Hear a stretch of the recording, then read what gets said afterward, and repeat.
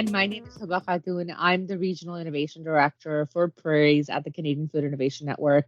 And I'm here today with Derek Sorrell with Ag-Tronics.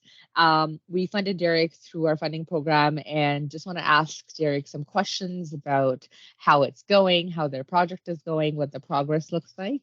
So we'll be asking Derek about 5 questions, and he's got some great ideas on the horizon and some great things that he's actioning on. So really excited to know more about that. Derek, if you want to introduce yourself, that'd be great, and then we can get started. Sure, Derek Sorrell from Ag-Tronic Control Systems. The brand name is AccuLabel. I've worked with the company for 8 years, transitioned into a role in quality and sustainability management as well as product development, and been really focused the last couple of years on making our fruit and vegetable labels into an acceptable compostable product. Excellent. So you're based in Ontario. Your company is called Ag-Tronics. Tell us a little bit more about what your company does, what your specific project is that the Canadian Food Innovation Network is funding, and any recent changes to that project. Right. So Ag-Tronic Control Systems traditionally has been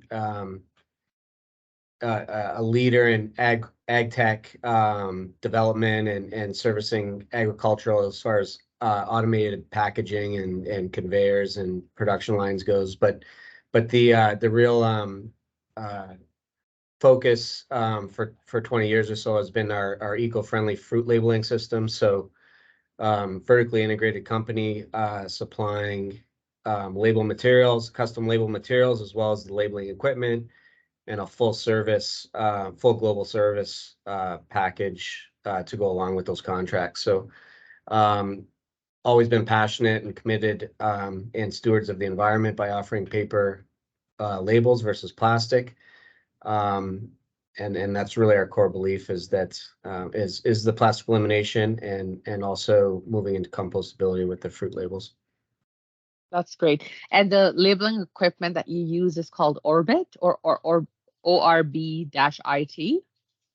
Right. That's kind of how we branded it, is the Orbit Orbit labeler, and that is internationally patented for a few different features. But it is the most accurate and highest speed labeler for fruit and vegetables in the world. And it's made to work specifically with our own proprietary label materials and labels. So again, that vertical integration along with the service really helps with the performance in the field. Absolutely. Thanks for sharing that, Derek. So just want to learn a little bit more about the project and customer interactions throughout the project. How's that going? How's the progress on the project? So regarding the compostable label development itself, I mean, transitioning our non-compostable eco-friendly paper labels has been quite a challenge to make them fully compostable. However, we have transitioned from lab scale to pilot scale to right into production scale levels in the last 12 months. And we've gone right through to field trials. So we've been in Australasia, specifically New Zealand, applying all our new labels and our new products right onto the produce, and getting a lot of vision in that market there from some key players, again, across the globe, gaining interest in North America as well, and Europe also. In December, we also did some trials in Italy. So again, we managed to get some global reach in the last 12 months. That's perfect. And I heard that you're looking into testing it on kiwi in Italy. Is that correct?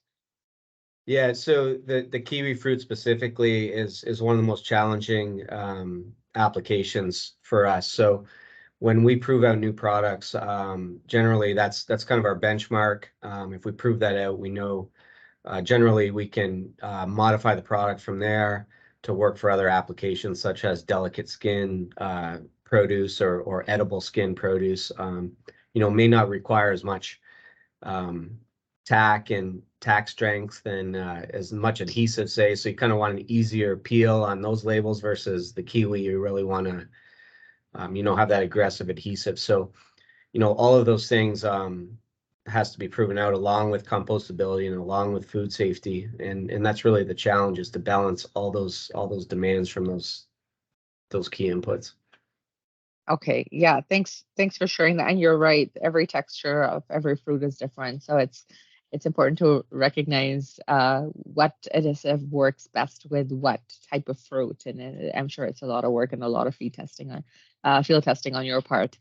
Um, so just want to dig a little bit into the CFIN funding. How has Canadian Food Innovation Network funding help you in reaching your goals and your objectives and advance on your innovation efforts? Sure. There's really a couple key achievements that we were able to expedite in the last 12 months. And the first one, I'll just speak to our traditional product, which again, to reiterate, is always been a paper label. It's been our belief that paper is better than plastic. And so, we look at the next 2 years as kind of being an interim shift towards a fully compostable label. But our philosophy is that everyone should be using a paper label now, even if it isn't fully certified compostable. So in the last 12 months with that traditional or existing product, we were able to make some improvements with the inks and the varnishes and some of the things we use on that, such that now it's accepted under CMA, which is the Compost Manufacturers Alliance in the United States. They represent a handful of compost sites, and they are actually willing to accept with the improvements that we made, they're willing to accept our labels into the compost sites on an interim basis while we roll out, all the development that we've been working on. So that was number one. That was a great accomplishment. We're the first fruit labeling product to have that endorsement by CMA, and that falls under what they call their plastic elimination strategy.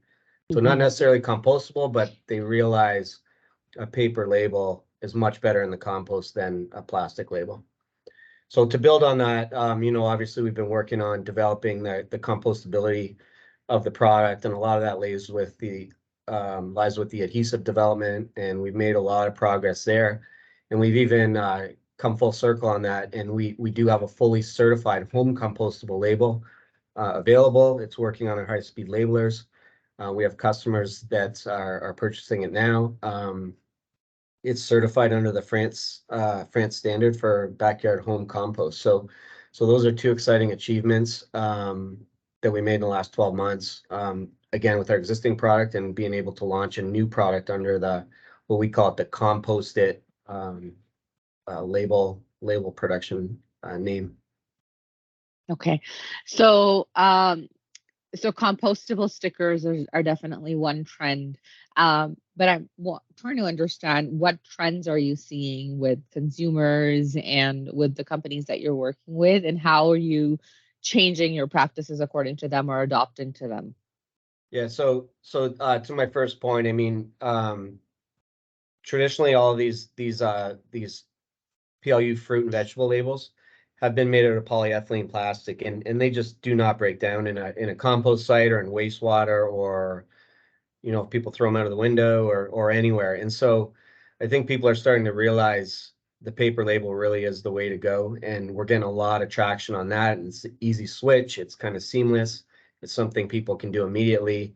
And with the governments and the legislation coming out on the single-use plastics bans and such, people are saying, you know what, we should be using a paper label now. And the industry really is gearing up for maybe 2025, depending on the region.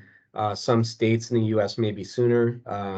Europe is certainly further ahead. They may start banning fruit labels that are not compostable, including a non-compostable paper. But for us, we're seeing kind of a two-stage approach where customers are eliminating plastic by using our paper label, and then the next step would be into a fully compostable certified label. Absolutely. Okay, so last question. Let's talk a little bit more about your next steps over the next year or over the next 3 to 4 years. What are some challenges and opportunities that you're seeing over the next year in the short term and then in the longer run as well? And just wanting to know a little bit more about your plans to address them.